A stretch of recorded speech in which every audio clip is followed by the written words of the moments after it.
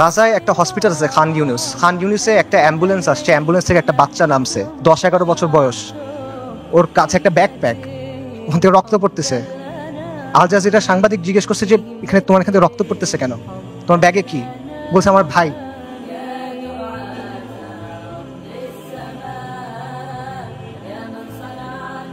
বাচ্চারা, ডাক্তাররা ব্যাগ খুলে দেখছে যে একটা 5 বছর বয়সী বাচ্চার ডেড বডি, পুরা বডি নাই, ছিন্ন বিচ্ছিন্ন বডি।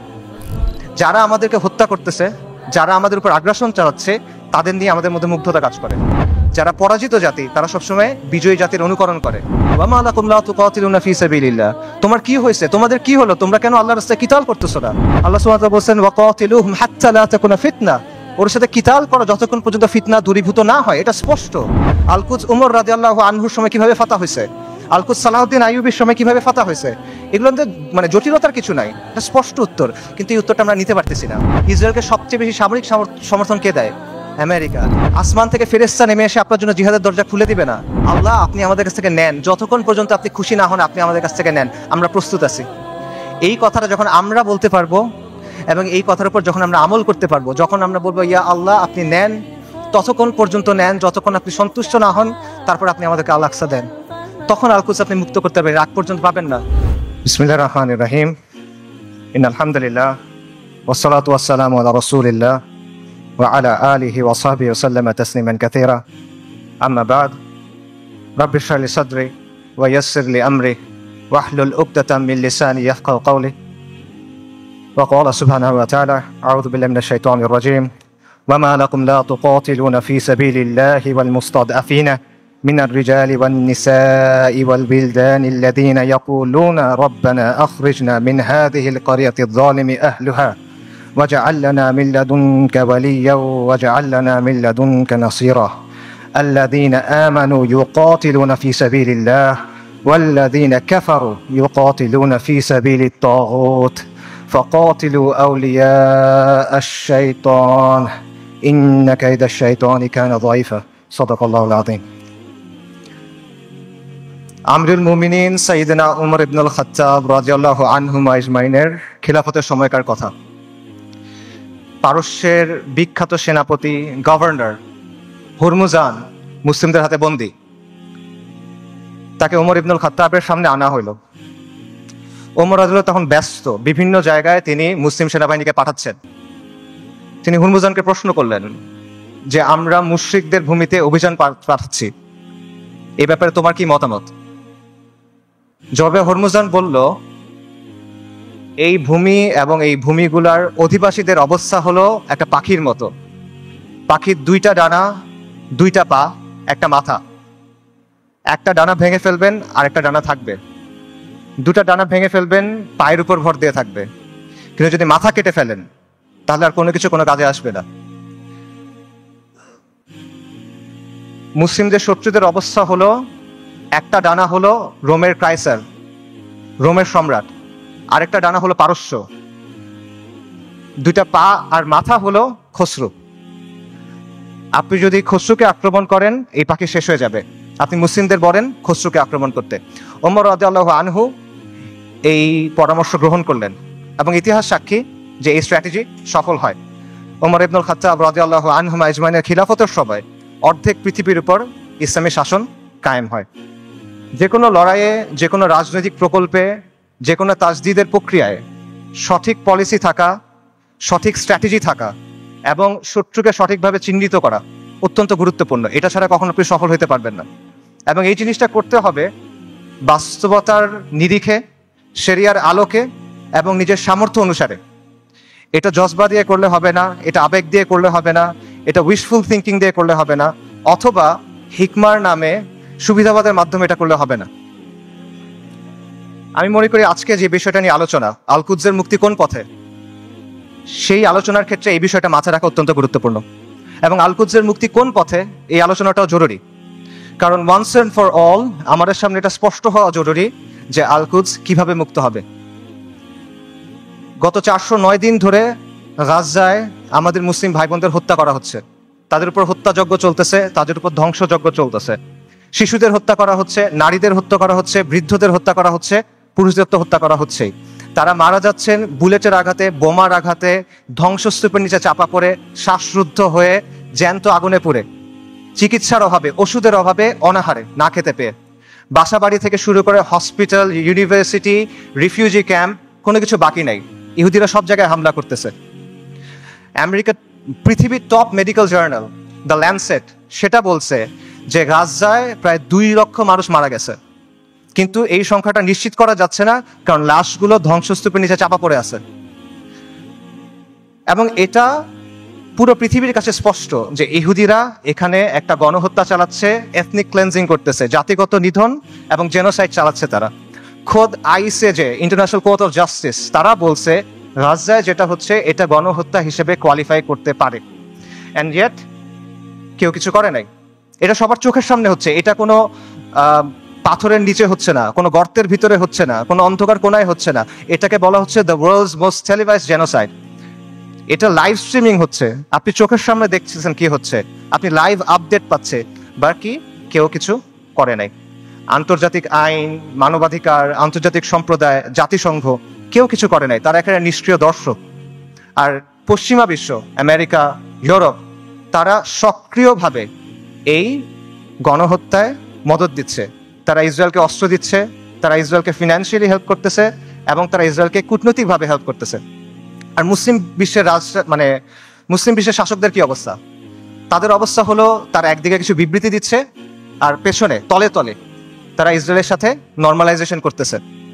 এটা হলো বাস্তবতা। এবং এই সব কিছুর পরে যে কথা, সেটা হলো মসজিদ আল আকসা আজকে বনু ইসরায়েলের দখলে। এটা হলো বাস্তবতা। কালকে যদি বনু ইসরায়েল মসজিদ আল আকসা ধ্বংস করে দেয়, কালকে যদি তারা ওখানে 3rd টেম্পল বানানো শুরু করে, তাদের 3য় মন্দির বানানো শুরু করে, কে কি করবে বলেন?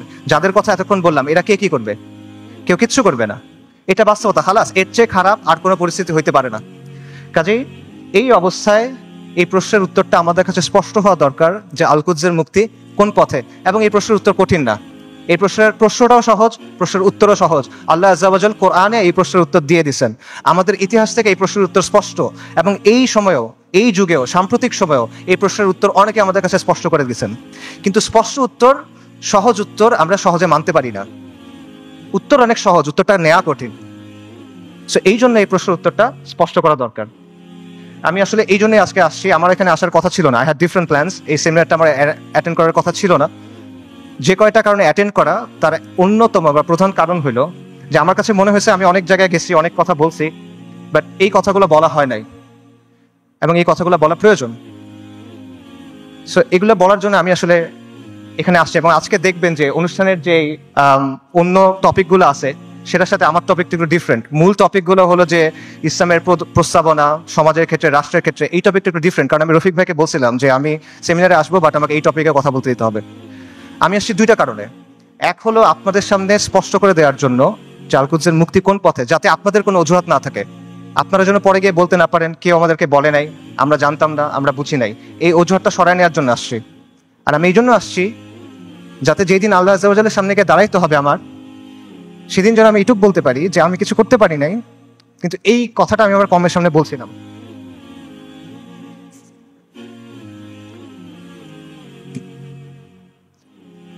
আল কুদসের মুক্তি কোন পথে, এই আলোচনাটা ঢুকার আগে কয়েকটা বিষয় একটু ক্লিয়ার করা দরকার।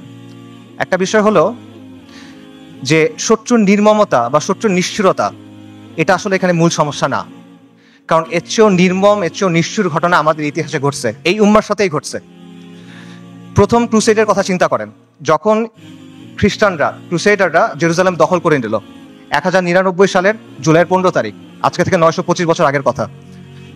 খ্রিস্টান ইতিহাসবিদরা লিখছে যে তারা এমনভাবে ম্যাসাকার করছে যে রাস্তায় কিছু কিছু জায়গায় পায়ের গোলারি পর্যন্ত মানুষের রক্ত ছিল, আর কিছু কিছু জায়গায় রক্ত ছিল হাঁটু পর্যন্ত, মুসলিমদের রক্ত। এবং তারা জেরুজালেম পর্যন্ত যাওয়ার সময় যতগুলো শহর পার হয়েছে, প্রত্যেকটা শহরে ম্যাসাকার করছে, রেপ করছে, লুট করছে, আর্সন করছে, আগুন লাগাই দিছে। এবং এখানেই শেষ না, তারা ক্যানিবালিজম করছে। ক্যানিবালিজম বুঝেন? মানুষের মাংস খাওয়া। এটা ঐতিহাসিকভাবে প্রমাণিত। সিরিয়ার উত্তর পশ্চিমে একটা শহর আছে আল মারাতুন নুমান। এই শহরে 1098 সালে খ্রিস্টান হিস্টোরিয়ানদের লেখার মধ্যে আসে যে তারা মুসলিমদের লাশ সিদ্ধ করে খাইছে, বড়দের লাশ, প্রাপ্তবয়স্কদের লাশ এবং শিশুদের লাশ স্পিড রোস্ট করছে। স্পিট্রোস মানে বোঝেন? একটা বড় লোহার শিক থাকে, সেই শিকের মধ্যে একটা জন্তুকে এফর ওফর করা হয়, মনে করেন একটা কবুতর বা একটা মুরগি, তারপর এটা আগুনের উপর ঝুলানো হয় শিকটা, তারপর এটা ঘুরানো হয়, তখন আগুনটা ঝলসায় মাংসটা রান্না হয়। আপনারা অনেক সময় দেখবেন যে গ্রিল চিকেন এভাবে রান্না করে, এইভাবে মুসলিমদের শিশুদের রান্না করে খাইছে।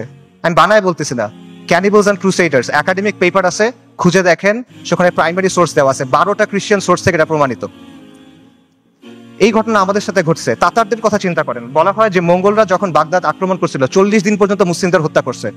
দজলা নদীর পানি লাল আর কালো হয়ে গেছে, লাল হলো মুসলিমদের রক্তে, কালো হলো সবকিছু পুরাই দিছে, ছাই গিয়ে নদীর পানিতে মিশছে, পানি কালো হয়ে গেছে। নবী সাল্লাল্লাহু আলাইহি ওয়াসাল্লামের সময়ের কথা চিন্তা করেন, খাব্বাব ইবনে আরাদ রাদিয়াল্লাহু আনহু, তিনি রাসূলুল্লাহ সাল্লাল্লাহু আলাইহি ওয়াসাল্লামের সাথে এসে যখন কথা বলতেছেন, রাসূলুল্লাহ বলতেছেন যে তোমাদের আগে এমন উম্মাত ছিল যাদের হাড় থেকে মাংস লোহার চিরুনি দিয়ে আলাদা করা হয়েছে, তাদের মাথা থেকে দ্বিখণ্ডিত করা হয়েছে, এবং সাহাবীদের উপর তো অনেক অত্যাচার নির্যাতন হয়েছে, এটা আমরা জানি। কাজেই অত্যাচার নির্যাতন এটা এখানে মূল ইস্যুটা না। আমার কথা ভুল বুঝবেন না, আমি বলতেছি না যে আমাদের গাজার ভাই বোনরা তারা যেই কুরবানি করতেছেন, যে কষ্ট করতেছে, আমি এটা ডাউন প্লে করতেছি না। I am saying this just to put this things into perspective. মানে বিষয়টা বোঝা যে এইটা আগে ঘটেনি এমন না, এরকম ঘটনা আগেও ঘটছে। সমস্যা এখানে না, সমস্যা অন্য জায়গায়। সমস্যাটা হলো যে ক্রুসেডারদের সময় যখন আগ্রাসন হয়েছে, তাতারদের সময় যখন আগ্রাসন হয়েছে, তখন মুসলিমরা ক্রুসেডারদের সামরিক শক্তিকে সমীহ করত। তারা তাতারদের যে হিংস্রতা, এটা নিয়ে কনসার্ন ছিল, কিন্তু ওদের নিয়ে ফ্যাসিনেশন ছিল না, তাদের নিয়ে মুগ্ধতা ছিল না।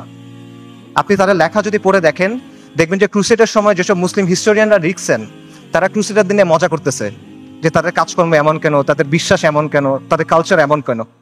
তাতারদের সময় একটা বিখ্যাত ঘটনা আছে, অনেক আলেমদের আলোচনায় শুনবেন, যে হুলাকু খানের মেয়ে, বলা হয় হুলাকু খানের মেয়ে, তাতারদের নেতার মেয়ে বাগদাদ শহরে বের হয়েছে। সে একজন আলেমকে দেখছে, তাকে গিয়ে প্রশ্ন করতেছে, এই তোমাদের কোরআনে না লেখা আছে আল্লাহ তোমাদের বিজয়ী করবেন, আল্লাহ তোমাদের কর্তৃত্ব দিবেন, তোমরা সম্মানিত হবা? আর এটা কোরআন তো ভুল, কারণ আমরা তোমাদের উপরে কর্তৃত্ব করতেছি, তোমরা আমাদের অধীনস্থ। তখন সেই আলেম বলছেন যে রাখাল যখন ভেড়া নিয়ে যায়, তখন সাথে কিছু কুকুর নিয়ে যায়, গার্ড ডগস। কেন নেয়? কারণ ভেড়া যখন পাল থেকে বের হয়ে যায়, তখন কুকুর ছেড়ে দিতে হয়, কুকুরের ধাওয়া খেয়ে ভেড়াগুলো আবার পালে ফেরত আসে। তোমরা তাতাররা হলো এই কুকুর, আল্লাহ তোমাদেরকে পাঠাইছেন কারণ আমরা দিন থেকে সরে গেছি, তোমাদের ধাওয়া খেয়ে আমরা দিনের দিকে যখন ফিরবো, তখন যিনি তোমাদের ছাড়ছেন তিনি তোমাদের আবার বেঁধে ফেলবেন। সুবহানাল্লাহ। আন্ডারস্ট্যান্ডিংটা খুব ক্লিয়ার। তাদের মধ্যে অনুশোচনা ছিল, দুঃখ ছিল, কিন্তু কোনো কনফিউশন ছিল না, শত্রুকে নিয়ে মুগ্ধতা ছিল না। তারা এটা ক্লিয়ার ছিল যে আমরা দিন থেকে সরছি, এই জন্য আজকে আমাদের এই অবস্থা, আমাদের দিনে ফেরত আসতে হবে। কিন্তু আমাদের আজকের কি অবস্থা? আমাদের অবস্থাটা কমপ্লিটলি ডিফারেন্ট। যারা আমাদেরকে হত্যা করতেছে, যারা আমাদের উপর আগ্রাসন চালাচ্ছে, তাদের নিয়ে আমাদের মধ্যে মুগ্ধতা কাজ করে, তাদের নিয়ে আমাদের মধ্যে ফ্যাসিনেশন কাজ করে, এবং আমরা মনে করি যে আমরা আরো বেশি করে কুফারের মতো হইতে হবে, আমাদের কুফারের অনুকরণ করতে হবে, তাহলে মনে হয় আমরা জিততে পারবো, তাহলে মনে হয় আমাদের দুরবস্থা যাবে। এবং আমরা মনে করি যে কুফারের যে তন্ত্রমন্ত্র আছে, কুফারের যে বাদ মতবাদ আছে, এগুলোর মাধ্যমে মনে হয় দিনের খেদমত হবে। আমরা এটা চিন্তা করতেছি। এগুলো কেন হচ্ছে? কারণ শত্রুর দিন নিয়ে আমাদের মধ্যে মুগ্ধতা আছে, আর আমাদের দিন নিয়ে আমাদের মধ্যে আছে হীনম্মন্যতা। ইবনু খালদুন একটা কথা বলছেন যে the vanquish always imitates the victor. যারা পরাজিত জাতি, তারা সবসময় বিজয়ী জাতির অনুকরণ করে। এক্স্যাক্টলি সেম জিনিসটা এখানে হচ্ছে। ক্রুসেডের সময়, মঙ্গলদের আগ্রাসনের সময় আমরা সামরিক এবং রাজনৈতিকভাবে পরাজিত ছিলাম, কিন্তু আদর্শিকভাবে পরাজিত ছিলাম না। এখন আমরা সামরিক রাজনৈতিকভাবে পরাজিত, আমরা আদর্শিকভাবে পরাজিত, আমরা মনস্তাত্ত্বিকভাবে পরাজিত।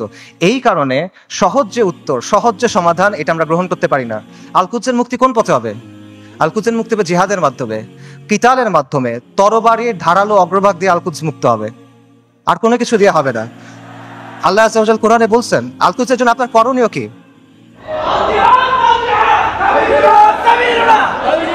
আল্লাহ আযজা ওয়া জাল বলছেন কোরআনে আল-কুদসের জন্য আপনার করণীয় কি? সূরা নিসার আয়াতটা আমি পড়ছি, ওয়া মা লাকুম লা তুকাতিলুনা ফি সাবিলিল্লাহ। তোমার কি হয়েছে, তোমাদের কি হলো, তোমরা কেন আল্লাহর রাস্তায় কিতাল করতেছো না? এই জিনিসটা স্পষ্ট। আল্লাহ সুবহানাহু ওয়া তাআলা বলেন ওয়া আইদ্দু লাহুম মাসতাতাতুম মিন কুওয়া, তোমরা প্রস্তুত করো তাদের সাথে জিহাদের জন্য। আল্লাহ সুবহানাহু ওয়া তাআলা বলেন ওয়া কাতিলুহুম হাত্তা লা তাকুনা ফিতনা, ওর সাথে কিতাল করো যতক্ষণ পর্যন্ত ফিতনা দূরীভূত না হয়। এটা স্পষ্ট। আল-কুদস উমর রাদিয়াল্লাহু আনহুর সময় কিভাবে ফাতা হয়েছে? আলকুদ সালাহউদ্দিন আইয়ুবীর সময় কিভাবে ফাতা হয়েছে, এগুলো মানে জটিলতার কিছু নাই, এটা স্পষ্ট উত্তর, কিন্তু এই উত্তরটা আমরা নিতে পারতেছি না এবং আমাদের মধ্যে কনফিউশন আছে। ঠিক আছে, জিহাদ হবে, জিহাদটা কিভাবে হবে?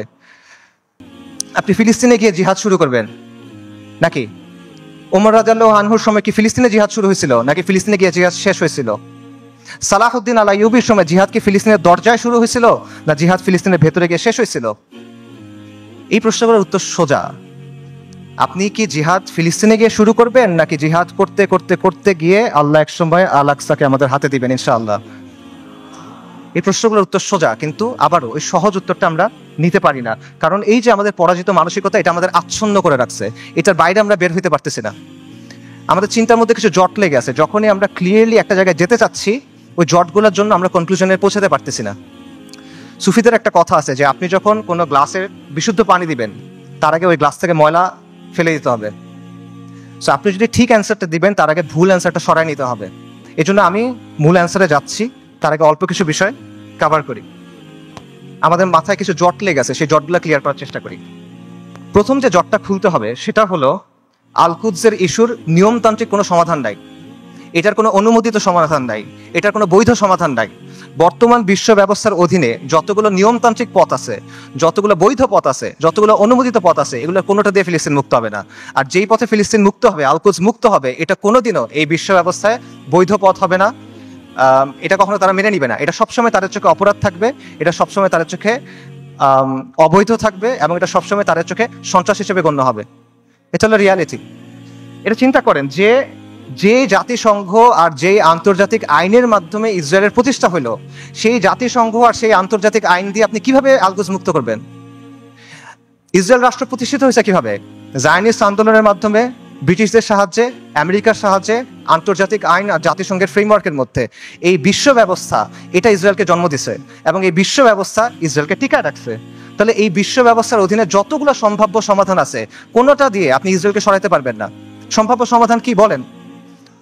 One state solution, two state solution. একটা রাষ্ট্র হবে ইহুদি রাষ্ট্র, সেখানে সবাই থাকবে, অথবা একটা ইহুদি রাষ্ট্র, একটা ফিলিস্তিনি রাষ্ট্র। এই তো সলিউশন। দুই ক্ষেত্রে তো ইসরায়েল থাকতেছে, খালি সীমানার হেরফের হচ্ছে। কাজে এইভাবে আপনি যদি পুরা আল কুদসকে মুক্ত করতে চান, আপনি বিশ্ব ব্যবস্থার অধীনে নিয়মতান্ত্রিক কোনো বৈধ পথ নাই, এটা স্পষ্টভাবে বুঝতে হবে। তথাকথিত আন্তর্জাতিক আইন, মানবাধিকার এসব মেনে আপনি আল কুদসকে মুক্ত করতে পারবেন না। এগুলো হলো আপনার জন্য বাধ্যতামূলক, ওদের জন্য অপশনাল। ইসরায়েল কতগুলো মানবাধিকার ভঙ্গ করছে, ইসরায়েল কতগুলো আন্তর্জাতিক আইন ভঙ্গ করছে, আমেরিকা ইরাক আর সিরিয়াতে কি করছে, ফ্রান্স এখন আফ্রিকাতে কি করতেছে, ইভেন জাতিসংঘের যে শান্তিরক্ষা বাহিনী এর আগে সুদান, হাইতি, লাইবেরিয়া, কঙ্গো এসব জায়গায় গিয়ে সাধারণ মানুষকে রেপ করতেছে। এগুলো মানবাধিকার লঙ্ঘন না? আন্তর্জাতিক আইনের ভঙ্গ হয় না এখানে? কার কি হয়েছে? কিচ্ছু হয় নাই। এটা ওরা বানাবে, আপনি মানবেন, এটা ওরা মানার জন্য না। আপনি এগুলো বিশ্বাস করে বসে আছেন, লাভ নাই। এগুলো দিয়ে ওরা আপনার হাত দুই পেছনে বেঁধে রাখবে, তারপর ইসরায়েল এসে আপনাকে জবাহ করবে। এরা আমাদেরকে নারী অধিকারের কথা বলবে, শিশু অধিকারের কথা বলবে, মানবাধিকারের কথা বলবে, পর্দার সমালোচনা করবে, নিকাবের সমালোচনা করবে, শরিয়ার সমালোচনা করবে। তারপর আমাদের বইয়ের মধ্যে এলজিবিটি ঢুকাবে। কিন্তু যখন লিটারেলি হাজার হাজার নারী, শিশু, বৃদ্ধ মারা যাচ্ছে, জেনোসাইড হচ্ছে, এথনিক ক্লেন্সিং হচ্ছে, তখন এরা এসে কি বলবে? Israel has the right to defend itself, we must condemn Hamas. এই তো অবস্থা। এটা হলো আন্তর্জাতিক আইন এবং মানবাধিকারের অবস্থা। আমেরিকাতে একজন বিখ্যাত দায়ী ছিলেন মালিকা শাহবাজ, ম্যালকম এক্স, এই নামে চিনবেন অনেকে। ওনার একটা কথা আছে, খুব বিখ্যাত কথা, এবং আমি মনে করি এই কথাটা আমাদের সবার বোঝা উচিত। উনি বলছেন, we want freedom by any means necessary, we want justice by any means necessary, we will strike at injustice by any means necessary. অর্থাৎ মুক্তির জন্য, মর্যাদার জন্য, সম্মানের জন্য, অন্যায় বন্ধ করার জন্য যা যা করা প্রয়োজন তা সবই করতে হবে। সহজ। ম্যালকম এক্স আফ্রিকান আমেরিকান ছিলেন, পশ্চিমা বিশ্বের বাস্তবতা উনি খুব কাছ থেকে দেখছেন, এবং ওনার মধ্যে হীনমন্যতা ছিল না, জাতে ওঠার টেন্ডেন্সি ছিল না, ওনার এই চিন্তা ছিল না যে আমার কৈফিয়ত দিতে হবে। তাই উনি সহজ কথাটা সহজে বলে দিয়েছেন। তো এই কথাটা আপনারা বুঝতে হবে, যদি আপনি মুক্তি চান, যদি আপনি মাথা উঁচু করে বাঁচতে চান, তাহলে you have to get it by any means necessary. এটা মাথার মধ্যে গেঁথে নেন, এটা মনের মধ্যে খোদাই করে নেন যে আন্তর্জাতিক আইন, জাতিসংঘ, মানবাধিকার এগুলো মেনে কিয়ামত পর্যন্ত আপনি আল আকসাকে মুক্ত করতে পারবেন না। এটা অনেকে বুঝবেন, ঠিক আছে, জাতিসংঘ দিয়ে আল আকসা মুক্ত হবে না। তাহলে মুক্ত হবে কিভাবে? অনেকগুলো মুসলিম দেশ আছে, এই মুসলিম দেশগুলোকে আমাদের সামাজিক, অর্থনৈতিকভাবে শক্তিশালী করতে হবে, সামরিকভাবে শক্তিশালী করতে হবে, তাহলে মনে কোনো এক সময় আল কুদস মুক্ত হয়ে যাবে। না, এভাবেও হবে না। এরকম রাষ্ট্র যেগুলো আছে গত 1 বছরে তারা কি করছে বলেন? এরকম কিছু রাষ্ট্রের নাম বলেন।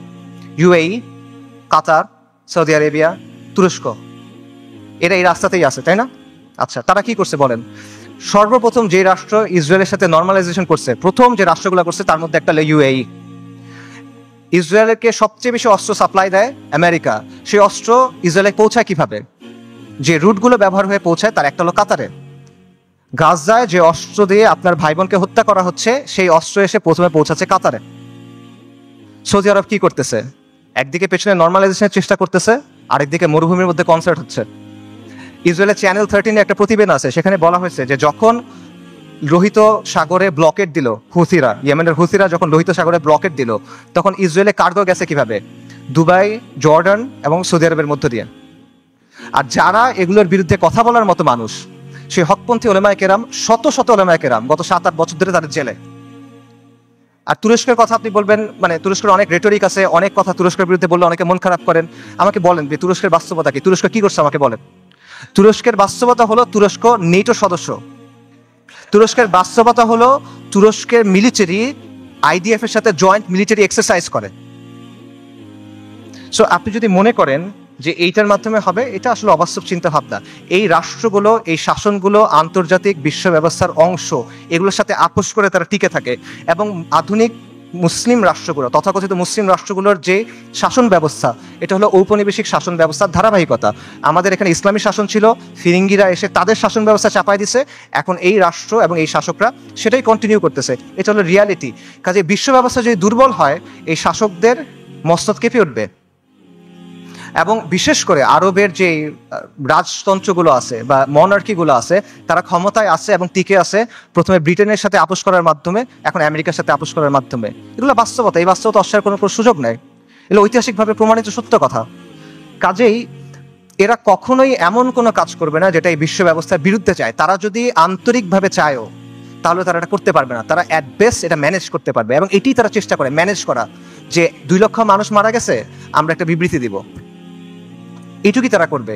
এইটাই ম্যানেজ করার চেষ্টা করবে তারা। কাজেই এটা সত্য, মুসলিমদেরকে অর্থনৈতিকভাবে শক্তিশালী হতে হবে, রাজনৈতিকভাবে শক্তিশালী হতে হবে, সামরিকভাবে শক্তিশালী হতে হবে, কোনো প্রশ্ন নাই। কিন্তু পরাধীন অবস্থায় না। আমরা মনে করি আমরা স্বাধীন হয়েছি, আমরা স্বাধীন হই নাই, আমরা এখনো পরাধীন অবস্থায় আছি। পরাধীন অবস্থায় আপনার জিডিপি যত হোক, আপনার রাস্তা যত সুন্দর হোক, আপনার দেশে যত স্কাইস্ক্রেপার থাকুক, ইট ডাজন্ট ম্যাটার। আপনি পরাধীন। ওই টাকা আপনার হাতে নাই, ওই অস্ত্র আপনার হাতে নাই, ওই শক্তি আপনার হাতে নাই। সো এই বিষয়টা বুঝতে হবে যে আপনি আগে মুক্ত হইতে হবে, তারপরে এই শক্তি। এবং এখানে আরেকটা পজিশন আছে, অনেকে যেটা মনে করেন যে ঠিক আছে, জাতিসংঘ দিয়ে হবে না, মুসলিম রাষ্ট্র দিয়ে হবে না, কিন্তু মুসলিম সেনাবাহিনীগুলো দিয়ে হবে। এই সেনাবাহিনীগুলো, বিশেষ করে আরবের যে সেনাবাহিনীগুলো আছে, ফিলিস্তিনের কাছাকাছি যে সেনাবাহিনীগুলো আছে, এরা হয়তোবা সাহায্য করবে। এবং আপনারা দেখবেন যে যখনই এই ম্যাসাকারগুলো হয়, ইসরায়েল তো পিরিয়ডিক্যালি এটা করে, কিছুদিন পরপরই এটা হয়, তখনই এরকম হ্যাশট্যাগ থাকে, যেমন আর্মিস টু আলাক্সা, যে আর্মিগুলোকে আলাক্সাকে মুক্ত করবে। এটা অবাস্তব চিন্তা ভাই। আমি আপনাকে ইয়েমেনের তাগুত আলী আব্দুল্লাহ সালের একটা কথা বলি। আলী আব্দুল্লাহ সালে একবার বলছে একটা সাক্ষাৎকারে যে এইসব আর্মির কাজ হলো মানুষকে দমন করা। যদি জনগণ আমার বিরুদ্ধে বিদ্রোহ করে, আমি আর্মি দিয়ে জনগণকে দমন করব। এর বাইরে এদের আর কোনো কাজ নাই। এটা শোর জন্য, জনগণকে রক্ষা করা সেনাবাহিনীর কাজ না। এটা হলো আলী আব্দুল্লাহ সালের কথা। সে একটা মিথ্যাবাদী, কিন্তু সে এখানে সত্য বলছে। এটি হলো বাস্তবতা। আপনি দেখেন যে এই আর্মিগুলোকে প্রশিক্ষণ দেওয়া হয়েছে, অস্ত্র দেওয়া হয়েছে, অর্থায়ন করেছে কেন? এই আরব শাসকদের মসনদ টিকায় রাখার জন্য এবং মুসলিমদের পায়ের নিচে রাখার জন্য, ইসলামকে দমন করার জন্য। এটা হলো বাস্তবতা। এবং এই আর্মিগুলো আসলে যাবে কেমনে আলাক্সা পর্যন্ত বলেন তো? ইসরায়েলের চারপাশে যে দেশগুলো আছে, এগুলো তো ইসরায়েলকে রক্ষা করতেছে। আপনি যাবেন কেমনে ওখানে? আপনি তো বাংলাদেশ থেকে যেতে পারবেন না ওখানে, তাই না? আপনার ওই জায়গার থেকেই ওখানে যেতে হবে। তো তারা যাবে এটা কেমনে? এবং যখন আপনি যে বলতেছেন এই আর্মিগুলো ক্ষমতা নিবে বা তারা কাজ করবে, এগুলো তো অলরেডি হয়েছে। এটার বাস্তবতা আমরা দেখছি। মিশরে কি হয়েছে জামাল আব্দুল নাসেরের সময়? জামাল আব্দুল নাসের ইখওয়ানুল মুসলিমিন বা মুসলিম ব্রাদারহুডের সাথে একটা ওয়াদা করছিল, কোরআনের উপর হাত রেখে সে ওয়াদা করছে যে মুসলিম ব্রাদারহুড রাস্তায় আন্দোলন করবে, রাজপথে আন্দোলন করবে, জনমত গঠন করবে। জামাল আব্দুল নাসের আর তার বন্ধুরা সেনাবাহিনীর মধ্যে কু করবে, সামরিক অভ্যুত্থান করবে। তারপর তারা ক্ষমতায় যাবে, ক্ষমতায় গিয়ে কোরআনের শাসন প্রতিষ্ঠা করবে। কোরআনের উপর হাত রেখে ওয়াদা করছে, কু হয়েছে, মুসলিম ব্রাদারহুড তার ওয়াদা পূরণ করছে, সে ক্ষমতায় গেছে, ক্ষমতায় গিয়ে কি করছে? গায়রুল্লাহর আইন দিয়ে শাসন করছে, মুসলিম ব্রাদারহুডকে জবে করছে। উস্তাদ সাইদ কুতুব রাহিমুল্লাহ সহ অনেক মানুষকে তারা শহীদ করে দিছে। এটা হলো বাস্তবতা। এরা যখন আসে তখন কি করে, এটা চোখের সামনে আসে। কাজেই আরব রাষ্ট্রগুলো বা এই রাষ্ট্রগুলোর যে শাসন ব্যবস্থা, যে শাসকরা আছে, এরা হলো ইসরায়েলের ঘনিষ্ঠতম মিত্র। আর এই বাহিনীগুলো হয় ইসরায়েলের বর্ডার গার্ড অথবা জাতিসংঘের ভাড়াটে সৈন্য। এটা হলো বাস্তবতা। সো এদেরকে দিয়ে আপনি ফিলিস্তিন মুক্ত করবেন, এটা ডিলিউশন ভাই। এবার আসেন ইরানের কথায়। আমরা অনেকে মনে করি যে ইরান ফিলিস্তিনকে মুক্ত করবে। আল কুদসের মুক্তি ইরানের মূল উদ্দেশ্য না। ইরানের মূল উদ্দেশ্য হলো মধ্যপ্রাচ্যে শিয়াদের যে ক্ষমতা, এটা বৃদ্ধি করা, শিয়া অ্যাক্সিস বলে যেটাকে। এবং এটা সে করবে অ্যাট ইয়োর কস্ট। একটা কথা আছে গেম থিওরিতে, জিরো সাম গেম, যে তার শক্তি যত বাড়বে আপনার শক্তি তত কমবে। এটা বাস্তবতা। ইরানের সাথে ইসরায়েলের স্বার্থের দ্বন্দ্ব আছে, ইরানের সাথে আমেরিকার স্বার্থের দ্বন্দ্ব আছে, কিন্তু তার মানে কিন্তু ইরানের সাথে আপনারও দ্বন্দ্ব আছে। যে ইরান আজকে ফিলিস্তিনে মুক্তি করার জন্য বুলি আওড়াচ্ছে, তারাই আজকে সিরিয়াতে আহলুস সুন্নাহ ওয়াল জামাকে হত্যা করতেছে, তারাই আজকে আহওয়াজে আহলুস সুন্নাহ ওয়াল জামাকে হত্যা করতেছে, তারা ইরাকে আহলুস সুন্নাহ ওয়াল জামাকে হত্যা করছে, এখন নির্যাতন করতেছে। এটা হলো বাস্তবতা। ইরানের স্বার্থ আর আহলুস সুন্নাহ ওয়াল জামার স্বার্থ কখনোই এক না। ইরান সক্রিয়ভাবে এই মুহূর্তে আহলুস সুন্নাহ ওয়াল জামার সাথে যুদ্ধে লিপ্ত। এই মুহূর্তে, আগে কখনো ছিল, পরে কখনো এগুলো বলছে না, অ্যাট দিস মোমেন্ট তারা আমাদের সাথে যুদ্ধে লিপ্ত, অ্যাট দিস মোমেন্ট তারা আমাদের হত্যা করতেছে। আমেরিকা যখন আফগানিস্তানে আক্রমণ করছে, আমেরিকা যখন ইরাকে আক্রমণ করছে, ইরান তাদেরকে সহায়তা করছে। এটা তাদের মুখের কথা, এটা আমি বানায় বলতেছি না, আপনারা গিয়ে চেক করেন। মুহাম্মদ খাতামি ইরানের প্রেসিডেন্ট ছিল 97 থেকে 2005 পর্যন্ত সম্ভবত। তার একটা বক্তব্য আছে যে তালিবানের বিরুদ্ধে আমরা আমেরিকাকে সাহায্য করছি, স্পষ্ট বক্তব্য আছে তাদের। এগুলো লুকোছাপার কিছু না। এবং সবচেয়ে বড় যে বিষয়টা, ইরানের ব্যাপারে সতর্ক হওয়ার সবচেয়ে বড় কারণ হলো যে তাদের সাথে আমাদের আকীদার দ্বন্দ্ব আছে, তাওহীদের ব্যাপারে দ্বন্দ্ব আছে। তারা আল্লাহর উলুহিয়াত, আল্লাহর রুবুবিয়াত, আল্লাহর সিফাতের ব্যাপারে শিরক করে। তারা আমাদের মা আয়েশা রাদিয়াল্লাহু তাআলা আনহার ব্যাপারে জঘন্য কথা বলে, যেটা কোনোদিন কিয়ামত পর্যন্ত মানা সম্ভব না আমাদের পক্ষে। তারা সাহাবায়ে কেরাম রাদিয়াল্লাহু তাআলা আনহুম আজমাইনকে তাকফির করে, এটা কোনোদিন পর্যন্ত মানা সম্ভব না। এগুলো কোনো ফুরুই বিষয় না ভাই। এই জিনিস মেনে আপনি কোনো কিছু করতে পারবেন না। আল্লাহ আল কুদসকে এই শিরকের সাথে এই করে আপনি মুক্ত করতে পারবেন না। ইরানকে আপনার দেখতে হবে ক্রুসেডের সময়ে উবাইদি সাম্রাজ্যের মতো করে। ক্রুসেডের সময়ে একটা সাম্রাজ্য ছিল, উবাইদি সাম্রাজ্য। এটাকে আপনারা অনেকে ফাতেমি খিলাফত নামে চিনেন। এরা আকীদাতে ছিল ইসমাইলি শিয়া, মানে ইমামি শিয়াদের চেয়েও খারাপ, বাতেনি এরা, ইসমাইলি শিয়া। তারাও জেরুজালেমকে মুক্ত করার কথা বলতো, তারাও ঐক্যের কথা বলতো, কিন্তু ইতিহাস খুলে দেখেন তাদের ভূমিকা কি ছিল, আহলুস সুন্নাহর সাথে তাদের ভূমিকাটা কি ছিল, এটা ইতিহাস খুলে দেখেন। এবং এটা শুধু তখন না, এখনো এবং এর আগেও ছিল এরকমই। কাজেই ইরানকে আপনার উবাইদিদের একটা আধুনিক সংস্করণ হিসেবে দেখতে হবে। তবে credit where credit is due, ইরানের কিছু অর্জন আছে যেটা আমাদের নাই, এটা আপনার স্বীকার করতে হবে। শিয়া স্বার্থের জন্য গত 4 দশকে ইরান যেটা করতে পারছে, কোনো সুন্নি শক্তি সেটা এখনো করতে পারে নাই, এটা বাস্তবতা। শিয়াদের আছে একটা রাষ্ট্র আছে, তাদের একটা জিওপলিটিক্যাল প্রজেক্ট আছে। মধ্যপ্রাচ্যে আহলুস সুন্নাহর এরকম কোনো কিছু এখনো নাই। বৈশ্বিকভাবে ফিলিস্তিন ইস্যু ব্যবহার করে ইরান প্রতিরোধের একটা রেটরিক তৈরি করছে, এক ধরনের সফট পাওয়ার তৈরি করছে। এটা আমরা তৈরি করতে পারি নাই, এগুলো বাস্তবতা। এই ক্রেডিট তাকে আপনি দেন, এই অর্জন স্বীকার করেন, কোনো সমস্যা নাই। কিন্তু এই রেটরিকে মজে গিয়ে আপনি মনে করেন না যে তারা হলো উম্মার অগ্রসেনারী, আপনি মনে করেন না যে সে এসে আপনার সহযোগী হবে। এটা যদি আমরা মনে করি তাহলে এটা ভুল হবে, এবং এই ভুলের মাসুল আমাদের দিতে হবে। আরেকটা বিষয় মাথায় রাখেন, সেটা হলো আল কুদস পবিত্র, এটা ইসলাম ছাড়া আর কোনো কিছু দিয়ে মুক্ত হবে না। বাংলাদেশে একটা দল আছে জাসদ, জাতীয় সমাজতান্ত্রিক দল। 80-র দশকে এই দলের অনেক মানুষ ফিলিস্তিনে গেছিল লড়াই করতে, আপনারা জানেন কিনা আমি জানি না। মেজর জলিলের নাম শুনছেন, উনি জাসদের সাথে ছিল, ওনার মাধ্যমে অনেকে তখন সেখানে গিয়ে লড়াই করছিল। এই যে ইয়াসির আরাফাতদের যে দল ছিল পিএলও, এটার সাথে তারা ওখানে গিয়ে লড়াই করছিল, এগুলো ডকুমেন্টেড। তো এই জাসদ বা এই পিএলওর হাতে আল্লাহ কখনো আল কুদসের মুক্তি দিবেন না। মূলহিত কমিউনিস্ট সেকুলারিস্ট ন্যাশনালিস্টদের হাতে আল্লাহ আল কুদসকে দিবেন না। আল কুদস মানে কি? আল কুদস মানে পবিত্র, পবিত্র জিনিস মানুষ আল্লাহ অপবিত্রদের হাতে দিবেন না, অসম্ভব। যেই বিজয় আল্লাহ প্রথমে দিচ্ছেন আল ফারুকের কাছে রাদিয়াল্লাহু আন, যেই বিজয় আল্লাহ দিচ্ছেন সালাহউদ্দিনের কাছে, এটা আল্লাহ কোনো কমিউনিস্টকে দিবেন না, এটা আল্লাহ কোনো জাতীয়তাবাদীকে দিবেন না। এটা যদি মুক্ত হয়, এটা ইসলামের নামে মুক্ত হবে। যতদিন পর্যন্ত ইসলামের নাম না আসবে, এটা যদি আপনি বাহ্যিকভাবে মনে হয় মুক্ত হয়েছে, তাও এটা আসলে মুক্ত হবে না। এবং এখানে এটাও বুঝেন যে ফিলিস্তিনের মানুষরা নিজে নিজে আল কুদসকে মুক্ত করতে পারবে না। ঠিক আছে, আমরা সবাই ফিলিস্তিনের জিহাদ সমর্থন করি, সবাই সমর্থন করে, এটা কমিউনিস্টরাও সমর্থন করে, কিন্তু ফিলিস্তিনের মানুষ নিজেরা, গাজার মানুষ খালি গাজাতে লড়াই করতেছে, আল কুদস মুক্ত হবে না। পশ্চিম তীরের মানুষ শুধু পশ্চিম তীরে লড়াই করতেছে, ফিলিস্তিন মুক্ত হবে না, এটা সম্ভব না। ওমর রাদিয়াল্লাহু আনহুর সময় আবারও চিন্তা করেন, ইতিহাসের কথা চিন্তা করেন, ফিলিস্তিন কি ভেতর থেকে মুক্ত হয়েছিল না বাইরে থেকে গিয়ে মুক্ত করা হয়েছিল? সালাউদ্দিন আর আইয়ুবের সময় চিন্তা করেন, ফিলিস্তিন ভেতর থেকে মুক্ত হয়েছিল না বাইরে থেকে গিয়ে মুক্ত করা হয়েছিল? বাইরে থেকে মুক্ত করতে হবে। এক্স্যাক্টলি এখন আপনার তাই করতে হবে, বাইরে থেকে যোদ্ধা বাহিনী গিয়ে ফিলিস্তিনকে মুক্ত করে আনতে হবে। কিন্তু এখানে সমস্যাটা হলো যে বাইরে থেকে যে যারা যাবে তারা যাবেটা কিভাবে?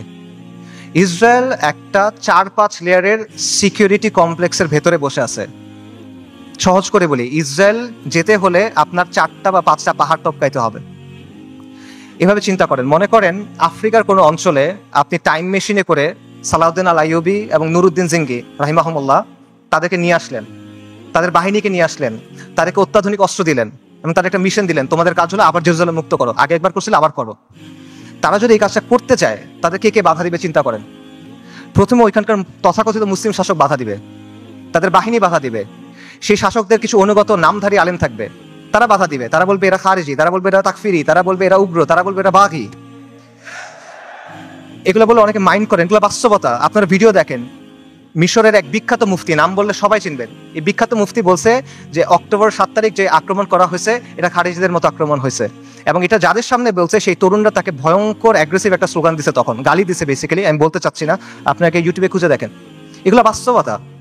প্রথমে ওই শাসকরা এবং তার বাহিনীরা তাদেরকে বাধা দিবে, তারপর তাদের অনুগত নামধারী আলেমরা, হকপন্থী আলেম অবশ্যই না, নামধারী আলেমরা বাধা দিবে। তারপর কি হবে? তারপর আন্তর্জাতিক বিশ্ব আসবে, এসে স্যাংশন দেওয়ার চেষ্টা করবে, নিন্দা প্রস্তাব জানাবে। তারপর যদি কোনোভাবে তারা আগাইতে পারে, তাদের গিয়ে মোকাবেলা করতে হবে কাদের সাথে?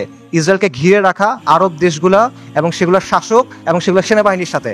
এগুলো যদি আপনি ক্রস করেন তখন আপনার লড়াই করতে হবে আমেরিকার সাথে, তারপর আপনি ইসরায়েলের সাথে ফাইট করতে পারবেন, তার আগে না। এটা হলো বাস্তবতা।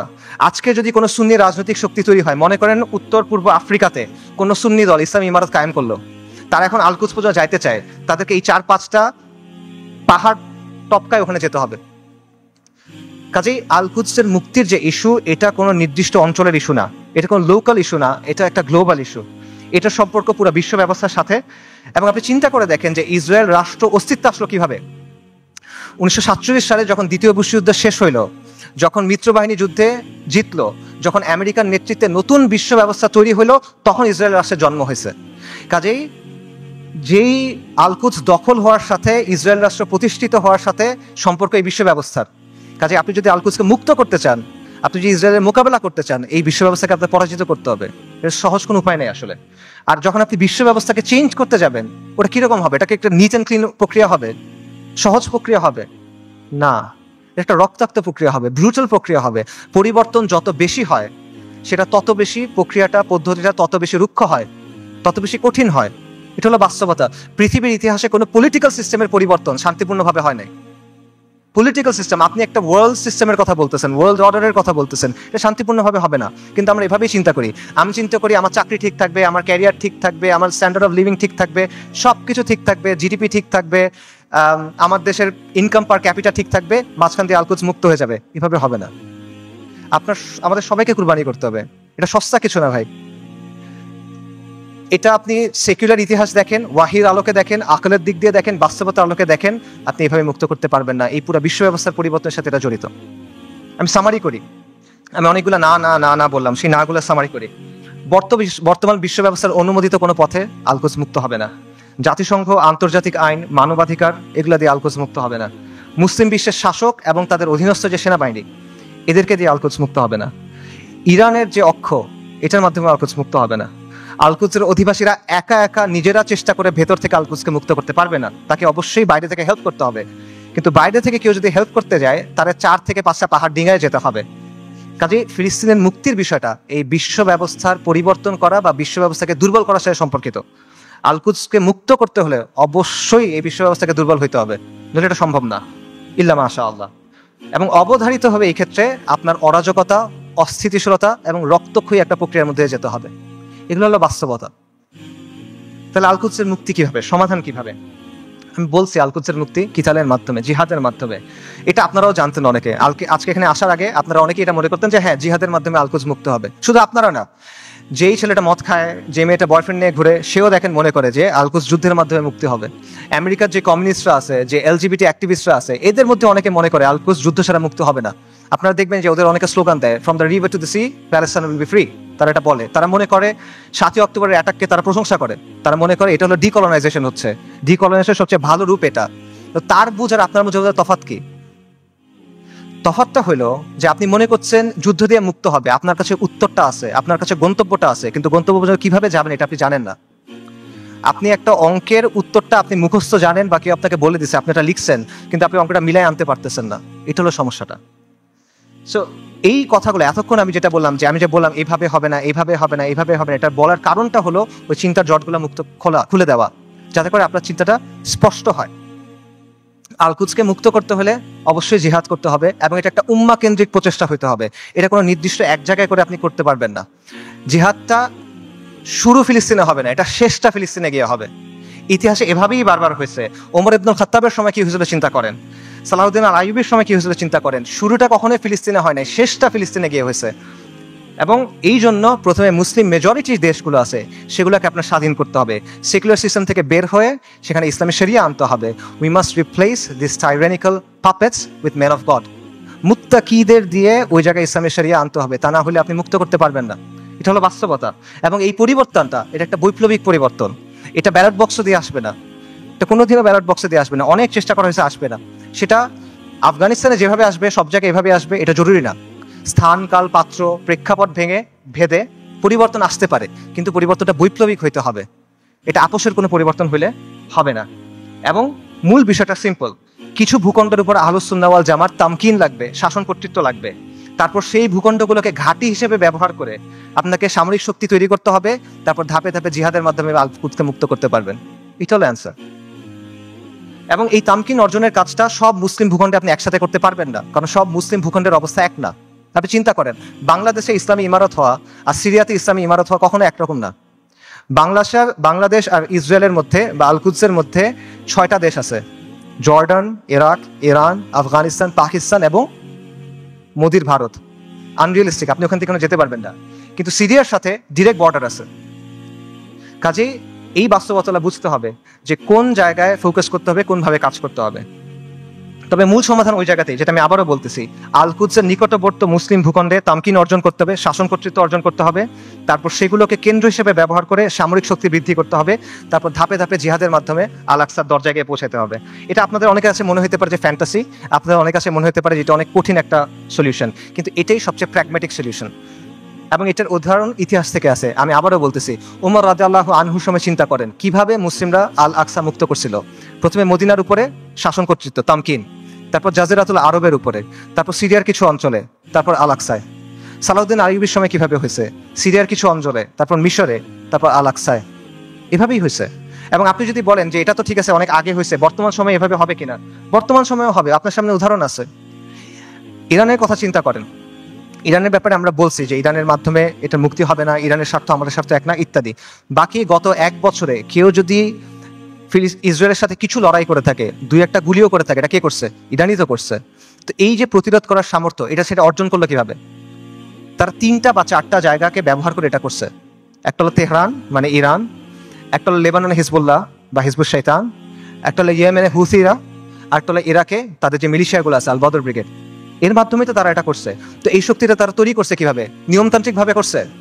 আমাদের অনেক ভাই একই সাথে নিয়মতান্ত্রিক পদ্ধতির ফ্যান, আবার তারা ইরানেরও ফ্যান। এই জিনিসটা সায়েন্স আমি এখনো বুঝতে পারি নাই। ইরানের এই ক্ষমতাটা তৈরি হয়েছে কিভাবে? 79-এ একটা বিপ্লবের মাধ্যমে খোমেনি ক্ষমতায় আসছে। তারপর 80-র দশকে তারা লেবাননে গিয়ে IRGC, যেটা ইসলামিক রেভলিউশনারি গার্ড কর্পস, ঠিক আছে, ইরানের যেটা, তারা গিয়ে লেবাননের যে শিয়া ফ্যাকশনগুলো ছিল সেগুলোকে একত্রিত করছে, তাদেরকে প্রশিক্ষণ দিছে, তাদেরকে ট্রেনিং দিছে। এইটা পরবর্তী থেকে হিজবুল্লাহতে পরিণত হয়েছে। এবং হিজবুল্লাহ কি কোনো নিয়মতান্ত্রিক দল? এটা একটা ডেজিগনেটেড টেররিস্ট অর্গানাইজেশন। খুঁজে দেখেন ইয়েমেনে হুথিরা কিভাবে তৈরি হয়েছে। হুথিদেরকে গিয়ে অর্থ দিছে, প্রশিক্ষণ দিছে, অস্ত্র দিছে কারা? ইরান। হুথিরা কি ডেজিগনেটেড টেররিস্ট দল? সো এই বাস্তবতা আপনার চোখের সামনে আছে। এবং এটা কোনোটা কিন্তু নিয়মতান্ত্রিক মাধ্যমে হয় নাই। এরা শক্তির মাধ্যমে ক্ষমতায় আসছে, শক্তির মাধ্যমে জায়গা করে দিছে এবং নিজেদের পলিটিক্যাল এজেন্ডা দিয়ে তারা করছে। আমি বলতেছি না রাফিদারের মাধ্যমে ফিলিস্তিন মুক্ত হবে, আমি আবারও ক্লিয়ার করতেছি। আমি জাস্ট আপনাদের এক্সাম্পল দিচ্ছি যে কিভাবে বর্তমান সময়েও এই প্রসেস কাজ করে, কিভাবে তামকিন অর্জনের পরে ধাপে ধাপে আপনি শক্তি অর্জন করতে পারবেন এবং এর প্রতিরোধ করার ক্যাপাসিটি অর্জন করতে পারবেন। এবং এটার আরও অনেক উদাহরণ আছে। বিশ্ব ব্যবস্থাকে চ্যালেঞ্জ করে কিউবা টিকে নাই, বিশ্ব ব্যবস্থাকে চ্যালেঞ্জ করে নর্থ কোরিয়া টিকে নাই, ল্যাটিন আমেরিকার বিভিন্ন রেজিম বিভিন্ন সময় টিকে ছিল না। উদাহরণ শিয়ারদের কাছ থেকে নেওয়ার দরকার নাই, আপনি পারস্য বিজেতা উমর ইবনুল খাত্তাবের কাছ থেকে উদাহরণ নেন, আপনি আহলুস সুন্নাহ ওয়াল জামার গর্ব নুরুদ্দিন সিংহি, সালাউদ্দিন আইয়ুবির কাছ থেকে উদাহরণ নেন, সমস্যা নাই তো। তারা সবাই কি করছে দেখেন, যেই কথাটা আমি বলছি তারা সবাই এটাই করছে। তারা প্রথমে একটা জায়গায় তামকিন অর্জন করছেন, শাসন কর্তৃত্ব অর্জন করছেন, তারপর সামরিক শক্তি বৃদ্ধি করছেন, তারপর ধাপে ধাপে আল কুদস পর্যন্ত গেছেন জিহাদ করতে করতে।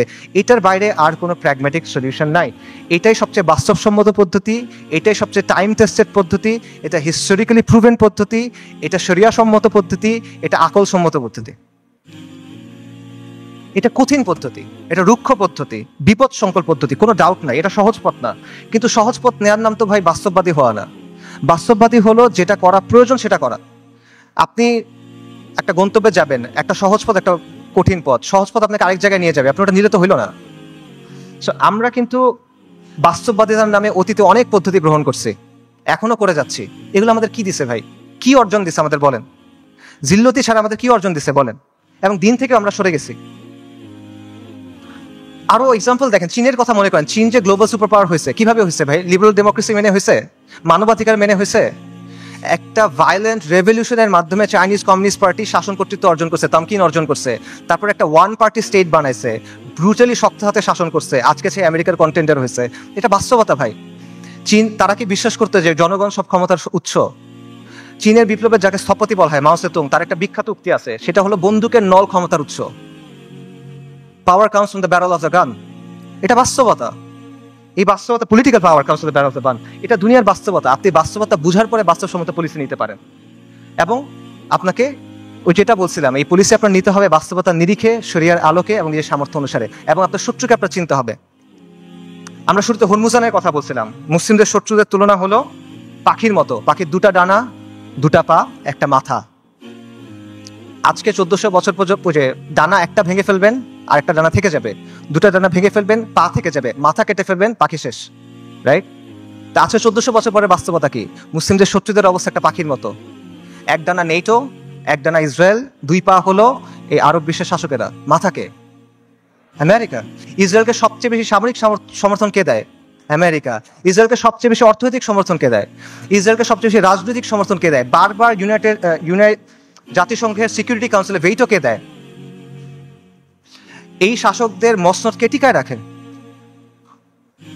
কাজেই আমেরিকাকে রাজি খুশি রেখে, আমেরিকার মনের মতো করে, আমেরিকার বানানো ছকে খেলে, তাদের ঠিক করা নিয়ম মেনে কোনোদিন পর আল কুদস মুক্ত হবে না। এটা পসিবল না। আপনার আমেরিকার কথা চিন্তা করেন, গত 1 বছর ধরে তাদের সাথে যেই ঘটনাগুলো ঘটতেছে সেগুলোর কথা চিন্তা করেন। আপনি ওই ছেলেটার কথা চিন্তা করেন, হাফেজ। আপনারা ভিডিও দেখছেন, রিফিউজি ক্যাম্পের ভিতরে আগুনে পড়ে মারা গেছে। ছেলেটার নাম ছিল শাবান, কোরআনে হাফেজ, সফটওয়্যার ইঞ্জিনিয়ারিং নিয়ে পড়তেছিল। আপনারা রুহ আর রুহ রিমের কথা চিন্তা করেন, ওই যে ছোট্ট মেয়েটা বিল্ডিং ধসে গেছে, মারা গেছে, তার দাদা তার ডেড বডি বুকে নিয়ে বলতেছে রেম, রুহ আর রুহ। তার কথা চিন্তা করেন, তাদের কষ্টের কথা চিন্তা করেন। আপনি ওই বাবার কথা চিন্তা করেন যে সে বিস্কিট কিনতে গেছিল বাচ্চার জন্য, ফিরে এসে দেখে তার স্ত্রী সন্তান মারা গেছে। সে কান্না করতেছে আর বিস্কিটটা বাচ্চার হাতে দিয়ে বলছে, বাবা তুমি এটা নিয়ে যাও। আপনি মার কথা চিন্তা করেন যে বাচ্চার জন্য আটা আনতে গেছে, কারণ বাচ্চা ক্ষুধায় কাঁদতেছে, বুঝে না তো, আটা আনতে গেছে, এসে দেখে সবাই মারা গেছে। আপনি হিন্দ রাজাবের কথা চিন্তা করেন, 6 বছর বয়সী মেয়ে। ওরা গাজা থেকে পালায় যাওয়ার চেষ্টা করতেছিল, 7 জন পুরো ফ্যামিলিতে। ইসরায়েলি ট্যাঙ্ক ওদের ঘিরে ফেলছে, গুলি করছে, সবাই মারা গেছে, ও বেঁচে আছে। তখন রেড ক্রিসেন্টে ফোন করছে, অডিও কলটা ইউটিউবে আছে, আপনারা শুনতে পারবেন। ও বলছে যে আমাকে তোমরা বাঁচাও, আমার খুব ভয় লাগতেছে। ও সব পাশে সবাই মারা গেছে, বাবা মা সবাই মারা গেছে, 6 বছর বয়সী একটা মেয়ে।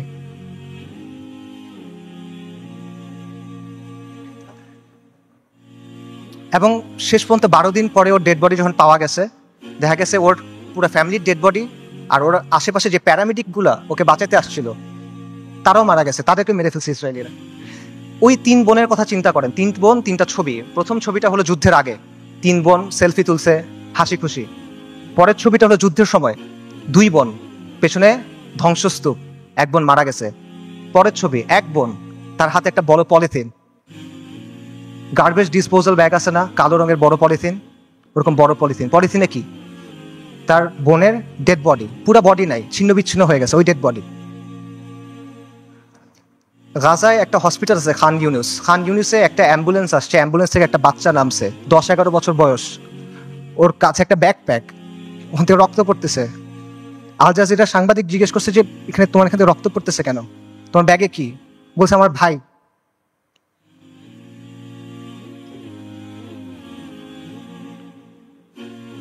বাচ্চারা, ডাক্তাররা ব্যাগ খুলে দেখছে যে একটা 5 বছর বয়সী বাচ্চার ডেড বডি, পুরা বডি নাই, ছিন্ন বিচ্ছিন্ন বডি।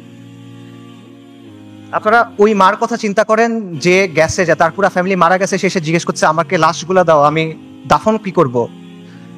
তাকে 3টা পলিথিন দিছে, কারণ ডেড বডি নাই, ছিন্ন বিচ্ছিন্ন হয়ে গেছে সব, 3টা পলিথিন দিছে। আপনারা ওই বাচ্চাটার কথা চিন্তা করেন, বিল্ডিং ধসে পড়ছে, খুলি ফেটে গেছে, কোটর থেকে চোখ বের হয়ে আসছে, এবং ওই নিষ্প্রাণ চোখ এই নিষ্প্রাণ পৃথিবীর দিকে তাকায় আছে।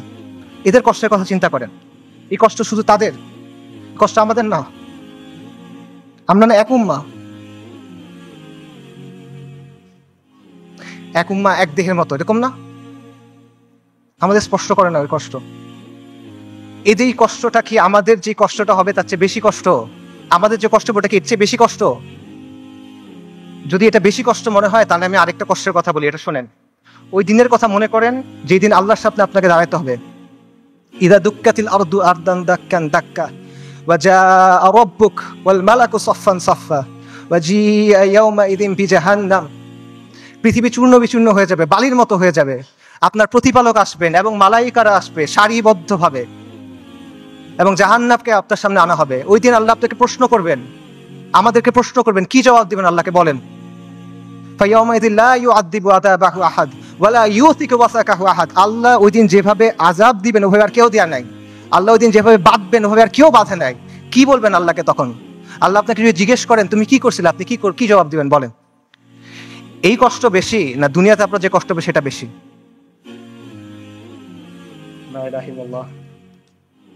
এত কিছুর পরও দেখেন আল কুদসের মানুষ ঈমান, ইস্তিকামাত এবং সবরের কি দৃষ্টান্ত স্থাপন করছে।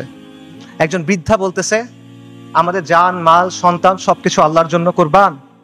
মৃত্যু যদি আল কুদসের জন্য হয় তাহলে এটা সুন্দর মৃত্যু, ইনশাআল্লাহ কিয়ামত পর্যন্ত আমরা রিবাদ করে যাব। এটা সস্তা কিছু না, এটা রাসূলুল্লাহ সাল্লাল্লাহু আলাইহি ওয়াসাল্লামের ইসরা ওয়াল মিরাজের জায়গা।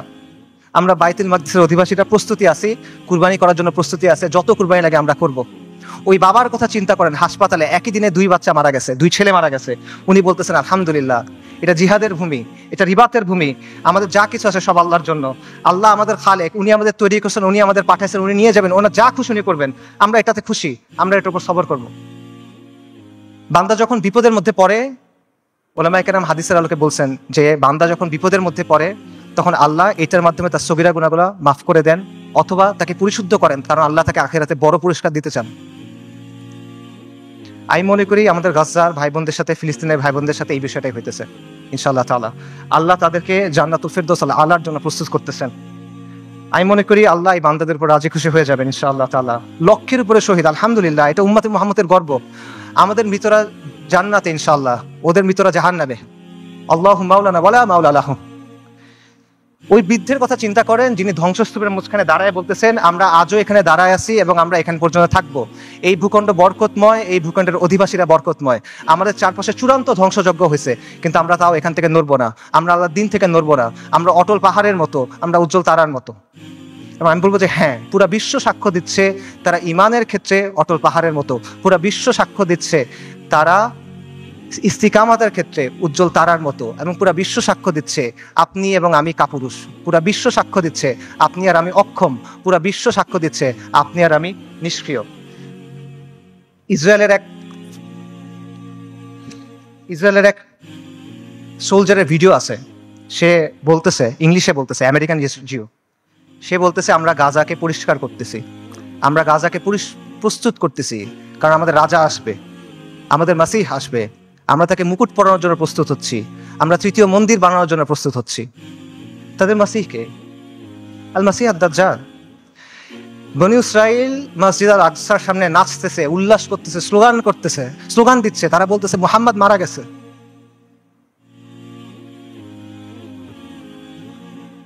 আল্লাহুম্মা সাল্লি ওয়া সাল্লিম আলা নবিয়িনা মুহাম্মদ। এটা কি অবস্থা ভাই? এই জিনিসটা মানা সহজ নাকি আল-কুদসের জন্য ফাইট করা সহজ?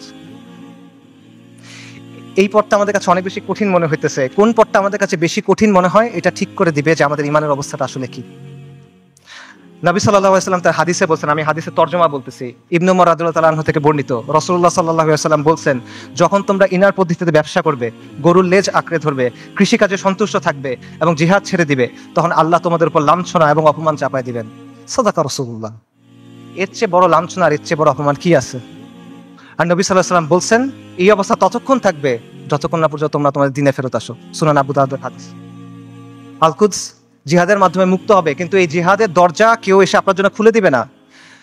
আসমান থেকে ফেরেশতা নেমে এসে আপনার জন্য জিহাদের দরজা খুলে দিবে না।